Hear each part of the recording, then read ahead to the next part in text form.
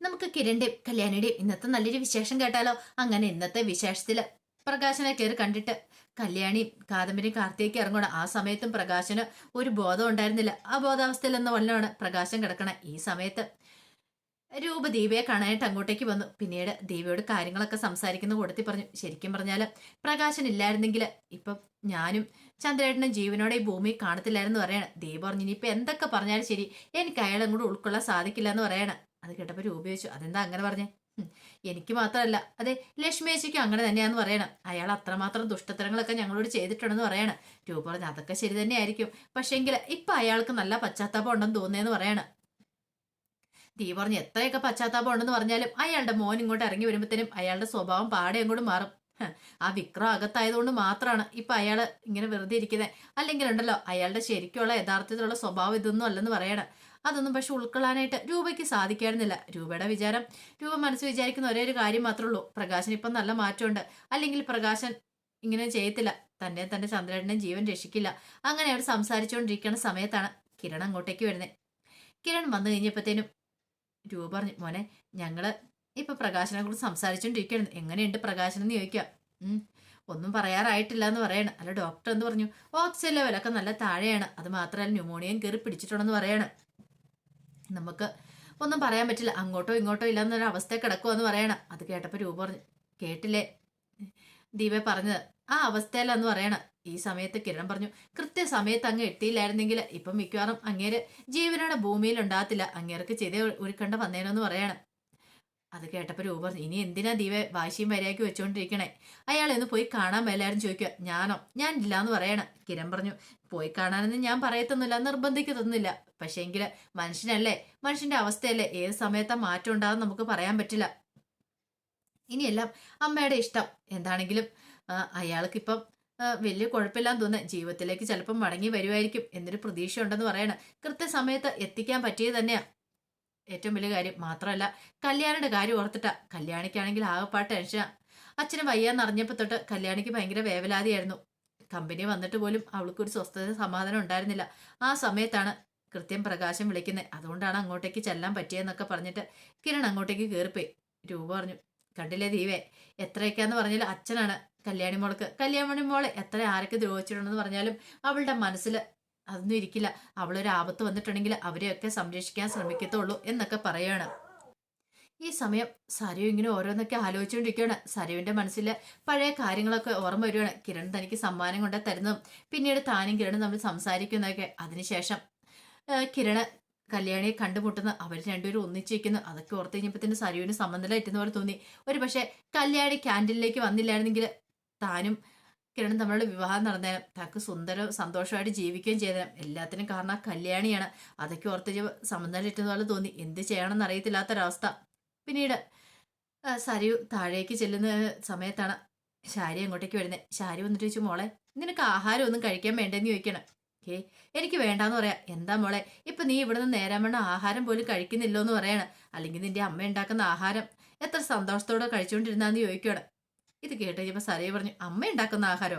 അതിന് നിങ്ങൾ എന്റെ അമ്മയല്ലോ എന്ന് പറയണം. എന്നാലും മോളെ, ഇത്രയും കാലം ഞാൻ വെച്ച് വിളമ്പി തന്നല്ലേ നിൽക്കും. വെച്ച് വിളമ്പി തന്നതിന്റെ കണക്ക് പറയണോ? അല്ലെങ്കിൽ എനിക്കിനി ഇപ്പൊ ഇവിടുത്തെ ആഹാരം ഒന്നും വേണ്ടെന്ന് പറയാം. അതെന്താ? അധികം വൈകാതെ ഞാൻ അമേരിക്കയിലേക്ക് പോകും. പിന്നെ അമേരിക്കയിലെ ഫുഡും കാര്യങ്ങളൊക്കെ ആയിരിക്കില്ലേ, പിന്നെ ഞാൻ ഇവിടുത്തെ ആഹാരം എന്തിനാ കഴിക്കണേന്ന് ചോദിക്കണം. അതേ മോളെ, നീ എന്താ ഇങ്ങനെയൊക്കെ പറയണേ? ദേ, നീ മുറിയിൽ എന്തോ ഒരു ഇരുമ്പ് കഷ്ണം കൊണ്ടുവച്ചിട്ടുണ്ടല്ലോ, അതെന്തിനാന്ന് ചോദിക്കോ? ഓ അതോ, അയലക്കത്തുകാരുടെ ശല്യം എപ്പോഴും ഏത് സമയത്താ ഉണ്ടാവെന്ന് പറയാൻ പറ്റില്ല. അപ്പൊ അവരെ എതിർക്കാനുള്ള ആയുധമാന്ന് പറയണം. മോളെ, എനിക്കിതൊക്കെ കണ്ടിട്ട് വേറെ എന്തൊക്കെയോ തോന്നുന്നുണ്ടെന്ന് പറയണേ. എന്ത് തോന്നുന്നുണ്ടെന്ന്? ഞാനൊന്നും പറയുന്നില്ല, മോൾക്ക് എന്തൊക്കെയോ മനസ്സിലായിട്ടുണ്ടെന്ന് തോന്നുന്നേന്ന് പറയണം. എന്ത് മനസ്സിലായ കാര്യം? ദേ, അനാവശ്യം പറഞ്ഞാണ്ടല്ലോ, ഞാൻ എന്താണല്ലോ എന്റെ മനുവേട്ടനോടൊപ്പം അമേരിക്കയ്ക്ക് പോകാൻ പോവാ. ആ സമയത്ത് നിങ്ങൾ വേണ്ടാത്ത വർത്താനൊന്നും പറയണ്ട. പിന്നെ എന്റെ കുഞ്ഞിനെ നോക്കണം, എനിക്കത് മാത്രമേ പറയാനുള്ളെന്ന് പറയണം. കുഞ്ഞിനെ നോക്കണമെന്നോ? അതെ, ഞാൻ പുറത്തു വരെ പോവാ, കുഞ്ഞിനെ ഒന്ന് നോക്കണമെന്ന് പറയാ. അല്ല മോളെ, ആഹാരം കഴിച്ചിട്ട് നിങ്ങളോടല്ലേ വേണ്ടാന്ന്? അതെ, തൽക്കാലത്തേക്ക് ആഹാരമൊക്കെ ഞാൻ പുറത്തുനിന്ന് കഴിച്ചോളാം, എനിക്ക് ഇവിടുന്ന് കഴിക്കാൻ താല്പര്യം ഉണ്ടെങ്കിൽ ഞാൻ ഇവിടുന്ന് കഴിക്കുന്നുള്ളൂ എന്നൊക്കെ പറഞ്ഞിട്ട് സാരി അങ്ങോട്ടേക്ക് പോവാണ്. ഈ സമയത്ത് ശാരി ഓർത്ത് ഇവള് കഴിക്കുമോ എന്തോ, വീട്ടിൽ നിന്നൊരു ആഹാരമൊന്നും അങ്ങനെ അധികം കഴിക്കാറില്ല, ഇവള് പട്ടിണി ഇരിക്കാന്ന് തോന്നേ. ഒന്നും അങ്ങോട്ട് മനസ്സിലാകുന്നില്ല. ഇനി മനോഹരനെ കുറിച്ചുള്ള സത്യങ്ങളൊന്നും അറിഞ്ഞില്ലേ എന്നൊരു ചിന്തയൊക്കെ ശാരിയുടെ മനസ്സിലേക്കും വരുന്നുണ്ട്. ഈ സമയത്ത് സരയു ചെന്ന് കുഞ്ഞിനെ ഏൽപ്പിക്കാനായിട്ടൊരു സ്ഥലത്തേക്കായിരുന്നു. കാരണം തൻ്റെ മോൾക്ക് ഇനി ഒരു ആപത്ത് വന്നിട്ടുണ്ടെങ്കിൽ, അല്ല, തൻ്റെ മോൾക്ക് ഇനി ആപത്ത് വരാൻ പാടില്ല. കാരണം താന് ആ മനോഹരനെയൊക്കെ തീർത്തിട്ട് ജയിലിലേക്ക് പോകും. പക്ഷെ അവൾ അനാഥയായി പോകാൻ പാടില്ല. അവൾക്ക് അമ്മയുണ്ടെന്ന് പറഞ്ഞാലും എത്ര കാലം. പക്ഷെ അതിനു മുമ്പ് അവളെ സേഫ് ആയിട്ട് ഇവിടെ ഏൽപ്പിക്കണം. അപ്പോൾ അതിന് വേണ്ടിയിട്ട് കുഞ്ഞിനെ ഏൽപ്പിക്കാൻ പറ്റുന്ന ഒരു സ്ഥലത്തേക്ക് ചെല്ലുവാണ്. അതിനുശേഷം അവിടുത്തെ മാഡത്തോട് സംസാരിക്കുകയാണ് കുഞ്ഞിനെക്കുറിച്ച്. ഈ സമയത്ത് അവർ പറഞ്ഞു, അല്ല, നിങ്ങൾക്ക് ഹസ്ബൻഡ് ഇല്ലേന്ന് ചോദിക്കണം.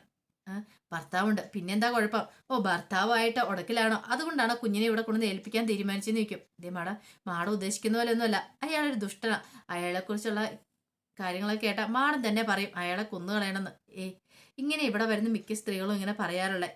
പക്ഷേ ഭർത്താക്കന്മാരോട് ചോദിച്ചിട്ടുണ്ടെങ്കിൽ അവർക്കും പറയാൻ കാണും. ഭാര്യയുടെ കയ്യിലും ഭർത്താക്കന്മാരുടെ കയ്യിലും തെറ്റൊക്കെ കാണും. നിങ്ങൾ അതൊക്കെ പരസ്പരം തുറന്നു പറഞ്ഞ് ജീവിക്കാൻ നോക്ക്. ആ കുഞ്ഞിന്റെ ഭാവിയൊക്കെ എടുത്ത് കണ്ടില്ലേ, LKG ചേർക്കാൻ പോലും പ്രായമില്ലാത്ത കുഞ്ഞ അതിനെ എങ്ങനെ എവിടെ എടുക്കണേന്ന് ചോദിക്കുകയാണ്. ഈ സമയം സരി പറഞ്ഞു, വേറെ നിവൃത്തിയില്ലാത്തോണ്ടാ. അതെനിക്ക് തോന്നുന്നില്ല. നിങ്ങളെ കണ്ട് ഏതോ വലിയ കുടുംബത്തിൽ ജനിച്ച പോലെ എനിക്ക് തോന്നുന്നേ. അതുകൊണ്ട് നിങ്ങളൊരു കാര്യം ചെയ്യുക, കുഞ്ഞിനെ നോക്കാനായിട്ട് നിങ്ങൾക്ക് ജോലി എന്തെങ്കിലും ഉണ്ടോയെന്ന് ചോദിക്കുക. ജോലിയില്ല. നിങ്ങൾ എന്തുവരെ പഠിച്ച? സിവിൽ എഞ്ചിനീയറിംഗ് ആണെന്ന് പറയണം. ആണോ? എന്നിട്ടാണോ നിങ്ങൾക്കൊരു ജോലി ഞാൻ തരാം, നിങ്ങൾ കുഞ്ഞിനെ നോക്കി നല്ല മാന്യമായിട്ട് ജീവിക്കാൻ നോക്ക് എന്നൊക്കെ പറഞ്ഞ് സരുവിനെ ഉപദേശിക്കും അവര്. അത് കേട്ട് കഴിഞ്ഞപ്പോൾ ഇത് കേട്ട് കഴിഞ്ഞപ്പോഴത്തേനും സരയു പറഞ്ഞു, അതെ വേണ്ട, എൻ്റെ കുഞ്ഞിനെ നോക്കുന്ന കാര്യത്തിന് വേണ്ടി അത് ചോദിക്കാൻ വേണ്ടി ഞാൻ ഇങ്ങോട്ടേക്ക് വന്നേന്ന് പറയണം. തൽക്കാലത്തേക്ക് ഇത്രയും കുഞ്ഞല്ലേ, പോരാത്തതിന് നിങ്ങൾക്ക് അതിനെ നോക്കാനുള്ള കപ്പാസിറ്റിയും കാര്യങ്ങളൊക്കെ ഉണ്ട്. നിങ്ങൾ ജോലി ചെയ്ത് മാന്യമായിട്ട് ആ കുഞ്ഞിനെ നോക്കാൻ നോക്ക്, അല്ലാതെ പറ്റില്ല എന്ന് പറയണം. അവസാനം സരുവിന് ഭയങ്കര വിഷമമായിപ്പോയി. കുഞ്ഞിനെ അവിടെ ഏൽപ്പിച്ചിട്ട് തൻ്റെ കാര്യങ്ങളൊക്കെ നടത്താമെന്ന് കരുതിയതാ. പക്ഷെ അതും നടക്കില്ല എന്ന് പറഞ്ഞു കഴിഞ്ഞപ്പോൾ ഇനി എന്ത് ചെയ്യും? താൻ അകത്ത് പോയി കഴിഞ്ഞിട്ടുണ്ടെങ്കിൽ തൻ്റെ കുഞ്ഞിനാരുണ്ട്? തൻ്റെ അമ്മ നോക്കും. പക്ഷെ എന്നാലും അത് ശരിയാവത്തില്ലല്ലോ എന്നൊക്കെ മനസ്സിൽ വിചാരിച്ചുകൊണ്ടാണ് സരു അങ്ങോട്ടേക്ക് പോകുന്നത്. ഈ സമയത്ത് കല്യാണിക്ക് നല്ല സങ്കടം ഉണ്ടായിരുന്നു. കാരണം അച്ഛൻ എത്രയും പെട്ടെന്ന് സുഖമാണോ എന്നൊരു ചിന്ത മാത്രമേ കല്യാണിയുടെ മനസ്സിലുണ്ടായിരുന്നുള്ളൂ. അച്ഛന് സുഖമായില്ലെങ്കിലോ? കാരണം എഴുന്നേറ്റ് നിന്ന സമയത്ത് തൻ്റെ അടുത്തേക്ക് വന്നതാണ്. അപ്പോഴൊക്കെ താൻ ആട്ടി ഓടിച്ചു. പക്ഷെ ഇത്രയും വയ്യായിക ആയത് കഴിഞ്ഞപ്പോഴത്തേനും കല്യാണി മോളെ നിന്നും വിളിച്ചാൽ കരഞ്ഞുകൊണ്ടിരുന്നത്. അതൊക്കെ ഓർത്ത് കഴിഞ്ഞപ്പോൾ കല്യാണിക്ക് ഭയങ്കര വിഷമം. ഈ സമയത്ത് രാഹുലും ഗംഗാപ്രസാദും വിക്രമും കൂടെ സംസാരിച്ചുകൊണ്ടിരിക്കുകയാണ്. ഗംഗാപ്രസാദ് പറഞ്ഞു, ഇനിയിപ്പോൾ അധികം വൈകാതെ നീ പരോളിന് ഇറങ്ങില്ലേ വിക്രം നിൽക്കുക? അതേന്ന് പറയാണ്. രാഹുൽ പറഞ്ഞു, ദേ ഇറങ്ങുന്നതിനൊന്നും കുഴപ്പമില്ല, 1-2 എണ്ണത്തിൽ തീർത്തിട്ട് ഇങ്ങോട്ടേക്ക് വരാവുള്ളൂ എന്ന് പറയാണ്. ആ സമയത്ത് വിക്രം പറഞ്ഞു, കാര്യമൊക്കെ ശരി തന്നെ, പക്ഷേങ്കിൽ എന്നെ ഹെൽപ്പ് ചെയ്യാനായിട്ട് ആരെങ്കിലും അവിടെ ഉണ്ടോ എന്ന് ചോദിക്കും. ഹെൽപ്പ് ചെയ്യാനെന്ന് പറഞ്ഞാൽ എൻ്റെ മോളുണ്ട് പുറത്ത്, പക്ഷെ അവളെ നമുക്ക് അത്രയും കൂടെ വിശ്വസിച്ചുകൂടാന്ന് പറയണം. ഇപ്പം അവളുടെ സ്വഭാവം തന്നെ മാറിയിരിക്കുമെന്ന് പറയണം. ഈ സമയത്ത് ഗംഗാപ്രസാദ് പറഞ്ഞു, അല്ലടാ നിന്റെ അച്ഛനില്ലേന്ന് ചോദിക്കുക.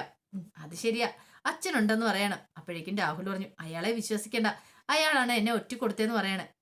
ഇതങ്ങോട്ട് വിശ്വസിക്കാൻ ബുദ്ധിമുട്ടുണ്ടായിരുന്നു വിക്രത്തിന്. വിക്രം പറഞ്ഞു, എൻ്റെ അച്ഛൻ അങ്ങനെ ഒരു കാരണവശാലും ഒറ്റ കൊടുക്കില്ല, എനിക്ക് ഉറപ്പായിട്ടുള്ള കാര്യം അറിയാം.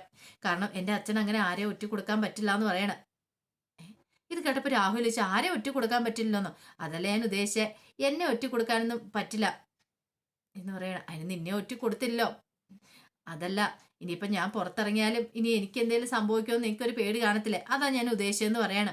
അത് കേട്ട് കഴിഞ്ഞപ്പം രാഹുൽ പറഞ്ഞു, എടാ അവനെക്കുറിച്ച് അറിയത്തില്ലാത്തോണ്ടാ അവനെ എന്നെ കുടുക്കിയത്, അവനെ ഒറ്റ ഒരുത്തനാന്ന് പറയണ. അങ്ങനെയുള്ള അവന് ഇനി നിന്നെയും കൊടുക്കുമെന്ന് പറയണേ. അങ്ങനെ ഒന്നും സംഭവിക്കില്ല എന്ന് പറയാം. അങ്ങനെ സംഭവിച്ചില്ലേ നിനക്ക് കൊള്ളാം, പക്ഷെ ഞാൻ അറിഞ്ഞിടത്തോളം അവനിപ്പോൾ അവൻ്റെ പെൺമക്കളുടെ കൂടെയാ, നിനക്ക് തിരിച്ചടിയായിരിക്കും കിട്ടാൻ പോണേന്ന് പറയാണ്. ഗംഗാപ്രസാദം പറഞ്ഞു, അങ്ങനെയാണ്, സൂക്ഷിക്കണം വിക്രം, സൂക്ഷിച്ചില്ല പണി പാളൂന്ന് പറയാണ്. ആ സമയത്ത് ഡോക്ടർ പ്രകാശനെ പരിശോധിക്കുകയാണ്. പ്രകാശനെ പരിശോധിച്ച് കഴിഞ്ഞിട്ട് നേഴ്സിനോട് പറഞ്ഞു, അതെ ഇത് ഓക്സിജൻ ലെവലൊന്നും ഉയർന്നിട്ടില്ല, പഴയ പോലെ തന്നെയാണ് കാര്യങ്ങളൊക്കെ മുന്നോട്ട് പോയിക്കൊണ്ടിരിക്കണേ, അധികം സംസാരിപ്പിക്കുകയും ചെയ്യരുതെന്ന് പറയണം. പിന്നീട് പ്രകാശനെ വിളിച്ച് ഞാൻ പ്രകാശനെ കണ്ണോറും ചുറ്റും നോക്കി. പിന്നീട് പ്രകാശനോട് പറഞ്ഞു, ഇപ്പം നിങ്ങൾ ഹോസ്പിറ്റലാന്നൊക്കെ പറയാണ്, നിങ്ങളെ ആരാ കൊണ്ടുവന്നതെന്ന് അറിയാമോ? മോളും മരുമോനും ഇവിടെ കൊണ്ടുവന്ന് അഡ്മിറ്റ് ആക്കിയെന്ന് പറയണം. പിന്നെ അവരൊക്കെ പുറത്തുണ്ടെന്ന് പറയണം. അത് കേട്ട പ്രകാശം പറഞ്ഞു, എനിക്കൊരു ഒന്ന് കാണണമെന്ന് പറയാം. അതെ കാണുന്നതിനൊന്നും കുഴപ്പമില്ല, പക്ഷെ നിങ്ങൾക്ക് അങ്ങനെ സംസാരിക്കാനൊന്നും പറ്റില്ല, അറിയാലോ, നിങ്ങൾ സംസാരിച്ച് അധികമായിട്ടുണ്ടെങ്കിൽ പിന്നെ അസുഖം കൂടത്തുള്ളൂ, പിന്നെ ഞങ്ങളെ കൊണ്ടൊന്നും ചെയ്യാൻ കഴിയാതെ വരുമെന്നൊക്കെ പറയണം. അങ്ങനെ പറഞ്ഞിട്ട് ഡോക്ടർ അങ്ങോട്ടേക്ക് പുറത്തേക്ക് ഇറങ്ങുവാണ്. ഈ സമയത്ത് കല്യാണിയൊക്കെ ആകെ വിഷമിച്ച് പുറത്തേക്കുന്നുണ്ടായിരുന്നു, കല്യാണിയും കാദംബരിയൊക്കെ. അങ്ങനെ അവരുടെ അടുത്ത് എന്നിട്ട് പറഞ്ഞു, അതെ ആൾക്ക് ബോധം വീണിട്ടുണ്ടെന്ന് പറയാണ്. അത് കേട്ടപ്പോൾ കല്യാണി കയറി കാണാൻ പറ്റുമെന്ന് ചോദിക്കാം. കാണാൻ പറ്റുമെന്ന് ചോദിച്ചാൽ കാണാം, പക്ഷെ അധികം സംസാരിപ്പിക്കുകയും ചെയ്യരുത്, അറിയാലോ അയാളുടെ സ്റ്റേജ് ഇച്ചിരി ക്രിട്ടിക്കലാണ്, ഏത് നിമിഷം സംഭവിക്കാം. ഒരു പക്ഷേങ്കിൽ അയാളെ നിങ്ങളിപ്പോൾ കയറി കണ്ടില്ലെങ്കിൽ പിന്നെ നിങ്ങൾക്കൊരു കുറ്റബോധം തോന്നാൻ ഇടവരില്ല. അതുകൊണ്ടാണ് നിങ്ങളോട് കയറി കണ്ടോളാൻ ഞാൻ പറഞ്ഞതെന്ന് പറയാണ്.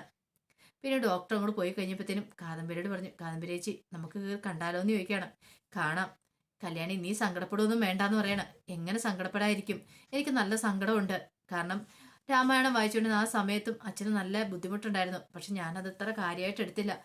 അപ്പൊ ഹോസ്പിറ്റലിൽ കൊണ്ടുപോകായിരുന്നെങ്കിൽ ഇത്ര പ്രശ്നം ആകത്തില്ലായിരുന്നു, ന്യൂമോണിയ ഒന്നും വരത്തില്ലായിരുന്നല്ലോ എന്ന് പറയണം. സാരമില്ല, ഇനിയിപ്പോൾ അതിനെക്കുറിച്ചൊന്നും ഓർത്ത് നീ വിഷമിക്കണ്ടെന്ന് പറയണം.